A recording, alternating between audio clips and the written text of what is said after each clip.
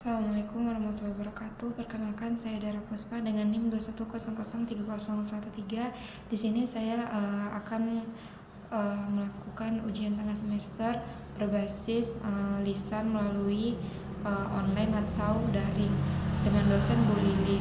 Jadi di sini ada 5 soal yang akan saya jawab. Yang pertama adalah apa yang dimaksud dengan pendidikan masyarakat dan bagaimana manfaatnya dan seperti apa ciri dan bagaimana manfaatnya. Jadi pendidikan masyarakat menurut pemahaman saya sendiri adalah suatu pendekatan dalam proses pembelajaran yang tujuannya untuk memberdayakan masyarakat secara keseluruhan, bukan hanya dalam program formal pendidikan. Ini juga melibatkan kegiatan pembelajaran di luar sekolah atau institusi formal, termasuk program pelatihan atau lokal karya. Kemudian manfaat dari pendidikan masyarakat ini sendiri itu ada 3 menurut saya. Yang pertama adalah menambah pemahaman terhadap kebutuhan dan tantangan yang dihadapi oleh masyarakat pada saat ini. Kemudian yang kedua adalah mengasah bagaimana keterampilan berkomunikasi dengan masyarakat itu lebih baik lagi. Dan yang ketiga adalah kita bisa belajar menyesuaikan atau beradaptasi dengan lingkungan masyarakat yang semakin berkembang. Lanjut ke soal nomor 2 adalah seperti apa ciri atau karakteristik dalam pendidikan masyarakat. Jadi menurut saya pribadi ada 4 ciri dalam pendidikan masyarakat. Ada 4 ciri atau karakteristik yang bisa kita lihat. Yang pertama itu adalah pendidikan masyarakat tuh bersifat inklusif. Maksudnya di sini adalah kayak pendidikan masyarakat itu sifatnya tuh kayak melayani berbagai kelompok masyarakat tanpa mendiskriminasi berdasarkan usia, jenis, kelamin atau latar belakang yang ada pada individu tersebut. Kemudian untuk yang kedua bersifat partisipatif. Maksudnya di sini adalah melibatkan masyarakat dalam merancang kurikulum, melaksanakan dan mengevaluasi program yang tengah dihadapi. Kemudian yang ketiga tuh ciri dari karakteristik masyarakat, pendidikan masyarakat ini adalah berfokus pada lokal karya atau isu-isu yang ada pada di Indonesia yang relevan dan masyarakat setempat.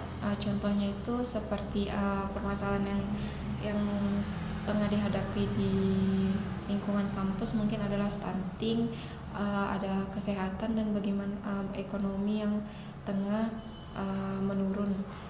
Dan yang ketiga dan yang keempat adalah pendidikan masyarakat itu cirinya tuh melibatkan berbagai lembaga non pemerintahan atau seperti contohnya itu sukarelawan yang turut berpartisipasi tanpa mengharapkan imbalan atau rupiah. Lanjut di sini soal yang ketiga adalah soal yang ketiga itu ada coba jelaskan beserta contoh apa yang dimaksud dengan pembelajaran seumur hidup, keterlibatan masyarakat dan penggunaan sumber daya yang efisien. Jadi menurut pemahaman saya sendiri, pembelajaran seumur hidup itu adalah pembelajaran yang konsep pendidikannya tidak hanya sebatas pada perguruan tinggi atau hanya di tingkatan SMA, melainkan pembelajaran ini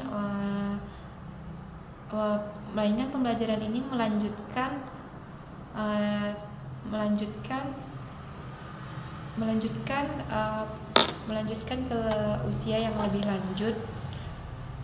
Contohnya itu ada kayak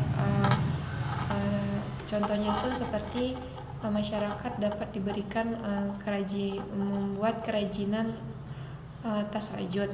Kemudian yang kedua adalah keterlibatan masyarakat. Jadi menurut pemahaman saya sendiri, keterlibatan masyarakat pada pendidikan masyarakat itu melibatkan masyarakat dalam proses pembelajaran. Jadi masyarakat ikut turun untuk mengevaluasi seperti kurikulum, bisa menjadi mentor, mungkin itu. Dan selanjutnya adalah penggunaan sumber daya. Jadi penggunaan sumber daya sendiri dalam pendidikan masyarakat, sumber daya itu digunakan secara harus tepat sasaran dan efisien. Maksudnya di sini tuh harus kayak lebih mengoptimalkan. Contohnya tuh seperti mengoptimalkan anggota. Lanjut ke soal yang nomor 4. Di sini soalnya coba jelaskan apa perbedaan dari pendidikan non formal dan informal. Jadi setelah yang saya pelajarin di pertemuan kelima kemarin, bahwasannya pendidikan non formal itu adalah pendidikan yang diselenggarakan di luar lembaga pendidikan formal. Fungsinya sendiri, pendidikan non formal ini sebagai pelengkap, penambah, dan pengganti. Mungkin contoh dari pendidikan non formal sendiri, pendidikan non formal tuh kayak seperti homeschooling. Dapat dijelaskan bahwa homeschooling itu kebanyakan digunakan atau dipakai oleh anak-anak artis dikarenakan mereka melakukan kegiatan pembelajarannya melalui rumah atau mendatangkan guru untuk anaknya. Kemudian pada pendidikan informal sendiri adalah pendidikan informal itu terjadi secara tidak terstruktur dan tidak adanya penilaian pendidikan informal ini tidak memiliki ijazah. Namun hal ini dikarenakan tidak terjadi di sini pendidikan informal ini biasanya terjadi di lingkungan keluarga, seperti kayak pendidikan informal ini kayak udah memang didapatkan dari anak kecil dan sebelum dia masuk sekolah atau TK, kayak orang tua secara tidak langsung memberikan pembelajaran berterima kasih, menolong, menyayangi, dan mengucapkan permisi atau memiliki sopan santun sejak dini.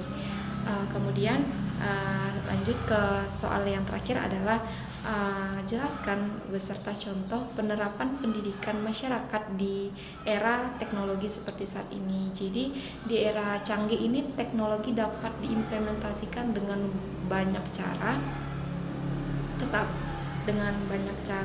melalui platform online.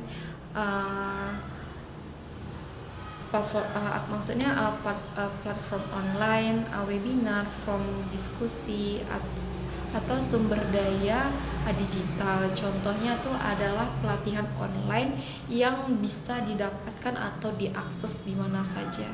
Mungkin hanya itu yang bisa saya jawab dari 5 soal tersebut. Lebih kurangnya saya mohon maaf. Saya akhiri dengan wassalamualaikum warahmatullahi wabarakatuh. Terima kasih.